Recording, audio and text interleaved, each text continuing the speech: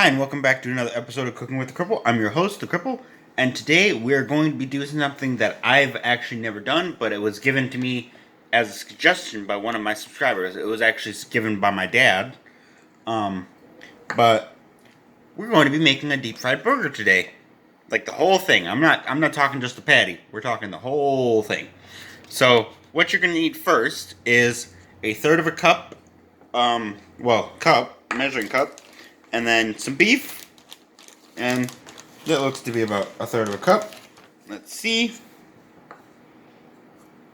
And I just use this just to measure out how much exactly I'm doing. But boom, exactly a third of a cup. Okay, come on. There we go. I don't know why I'm trying to do that. I got a block of mozzarella cheese here. And we're just gonna kind of form it into a patty.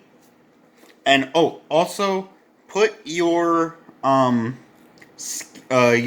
favorite pan on at medium heat for about 10 minutes. That's just how long it takes mine, but however long it takes it to get searing hot, put it on there for that amount of time.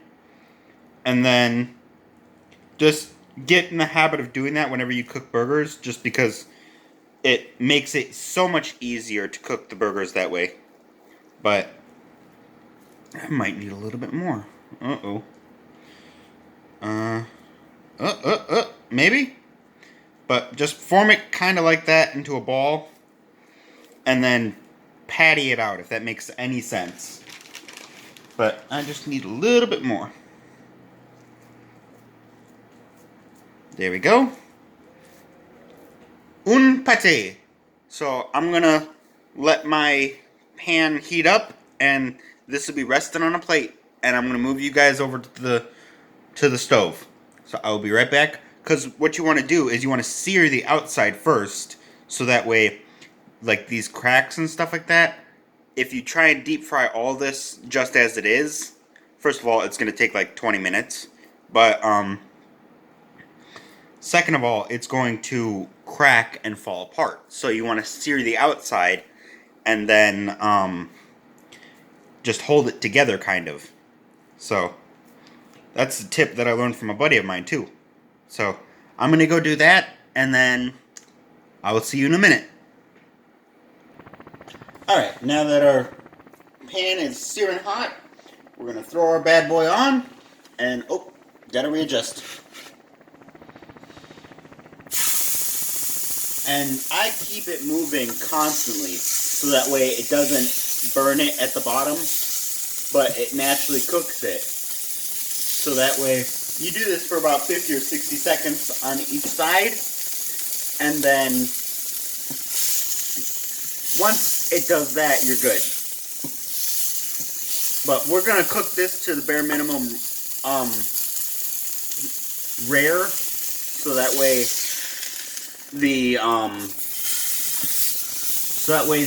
what's it called, can do the work. The deep frying can do the work. And once we got this done, we're going to move on to the deep frying itself. We're going to let this cool down and then move on to the deep frying itself.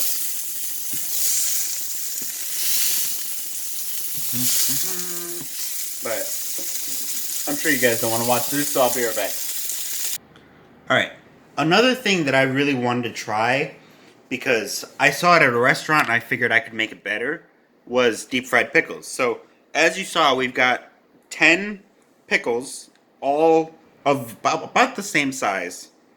Remove the stems if there's any, if there's any remnants of the stems, remove those right now. And then we're gonna, because they're not big enough to make actual, the big ones you see at like restaurants and stuff like that. They're not big enough to make those.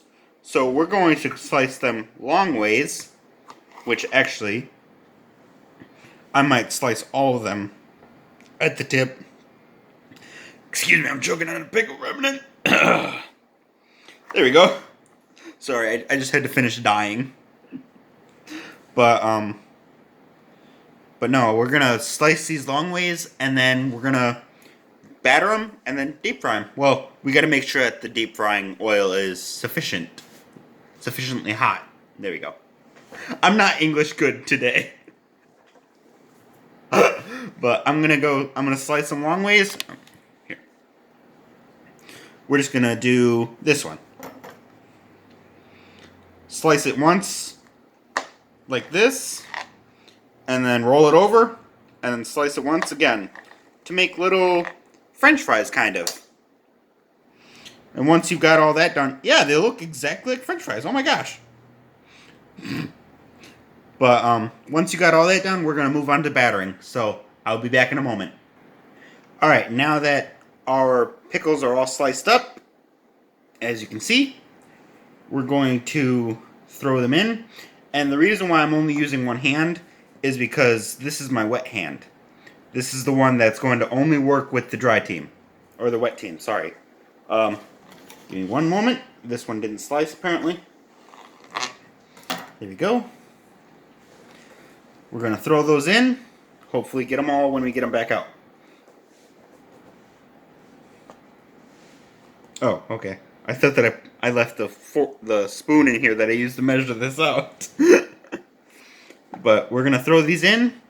And then I might even go get the lid and just shake it. But we're going to shake this up. And then we're going to put it in an egg wash. And then we're going to put it back in here and then shake it up again.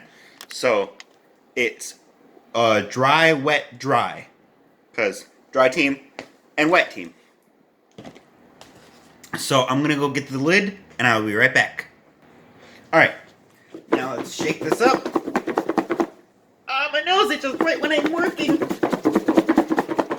We're going to shake this up, and then we're going to retrieve them all with a fork, so that way we don't cross-contaminate, because that's how you get club hand, or one hand that's been working in the wet, that's returning to the dry, and then it's just coated in batter.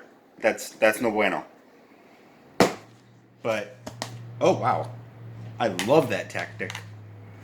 But actually, this is my wet hand. So we're gonna take this, plop it in there,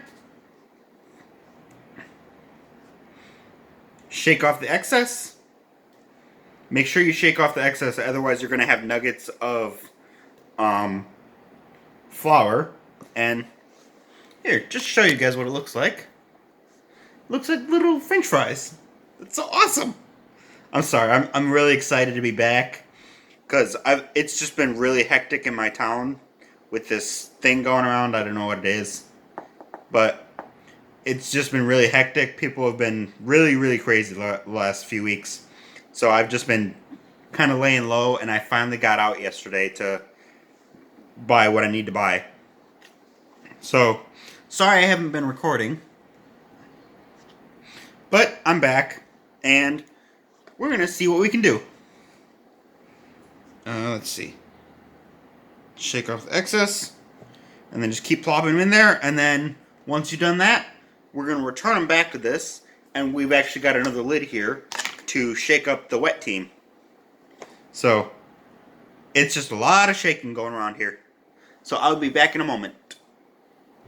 Oh, and another thing that I just realized is once we've done the dry team and we're moving them over to the deep fryer, you can just throw them in a sifter or a strainer or something like that. Or no. I'm thinking that if it was wet, dry, wet. Sorry, my bad. Don't listen to me. But if you want to stop with wet, dry or dry, wet, and not double batter them, that's fine too. But if you want to just go with the wet team, then just throw them in a what's that thing called? Throw them in a strainer. That's what it's called. And then yeah. And there's a lot of white stuff, so I gotta find all of my little nuggets. So I've been searching for like 20 minutes. Although then again, I did cut up like 40 of these things, so. Oh wow, there's still 2 more. But yeah, we're gonna do this. We're gonna shake, the dry team again after we shake the wet team, and then we're gonna move over to the what's it called station, the deep frying station. So I'll be back in a moment. All right, now that we've shaken up our little nuggets, we're gonna move them back over. And this one you can be really messy. Just make sure to shake off the excess, like I said. Actually, it doesn't matter on the returning side if you shake off the excess because it's just going in the trash. But you want to make sure that they separate because you don't want to have one big conglomerate of dry and wet stuff or mixed in stuff. So I'm just kind of using my hand. Let me show you in a minute.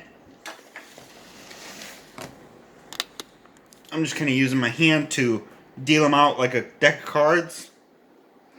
And then they go in their own little pile. And then once you get all that done, we're going to start deep frying them. And I'd say on high heat, these should take about a minute max. And then you just want to make sure you put them on a plate when you're taking them out. Or rather, you want to make sure that they're separated just so that way, like I said, you don't have a big conglomerate of this looking stuff. Ugh, looks like a horror show. Oh, there we go.